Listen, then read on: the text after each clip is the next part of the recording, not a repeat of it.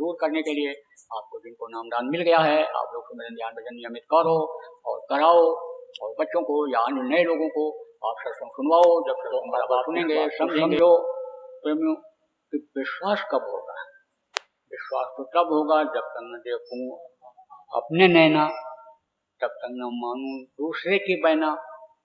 दूसरे लोग तो कहते हैं कि आने समझ लो कि वो मालिक है, लेकिन जब तक नहीं देखते हैं तब तक विश्वास नहीं होता है। उसने बच्ची ने ये भी लिखा कि मैं जब सवाल लोगों से करती हूँ तो कहते संत मत तर्क वितर्क का नहीं है। तर्क वितर्क उसके लिए नहीं है जिसको विश्वास हो जाता है, और जिसको विश्वास नहीं होता है वो तो खूब समझने की कोशिश करता है कि जहाँ कहते हैं भाई गुरु करो जान कर, पानी पियो छान कर। एक मिट्टी की हड़िया होती है, घड़ा होता है, तो उसकी पहचान कैसे की जाती है कि टूटा है कि नहीं टूटा है?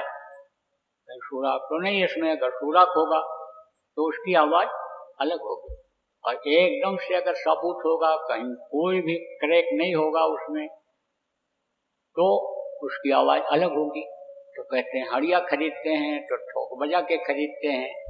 तो जो कहा जान करके समझ करके जब लोग गुरु करते हैं उनको तो विश्वास हो जाता है, और जो ऐसे ही आ जाते हैं दबाव में कहने पर, उनके मन में तर्क वितर्क कुतर्क रहता है। तो शंका का समाधान बहुत जरूरी होता है।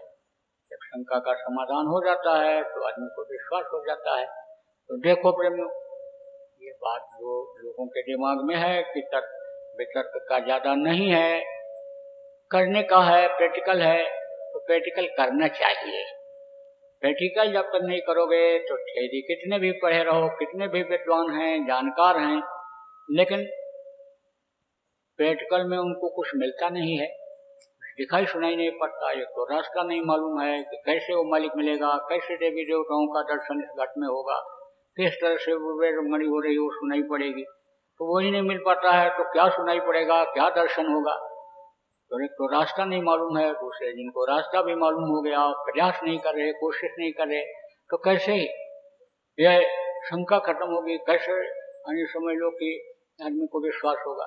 तो विश्वास के लिए, शंका खत्म करने के लिए, दुख को दूर करने के लिए आपको जिनको नामदान मिल गया है, आप लोग सुमिरन ध्यान भजन नियमित करो और कराओ, और बच्चों को या अन्य नए लोगों को आप सत्संग सुनवाओ। जब सत्संग बराबर सुनेंगे समझेंगे तब समझो कि वो जुड़ेंगे भी, और जो जुड़ेंगे वो फिर ठीक से जुड़ेंगे, समझ करके जुड़ेंगे, फिर वो नामदान लेने के बाद करेंगे भी।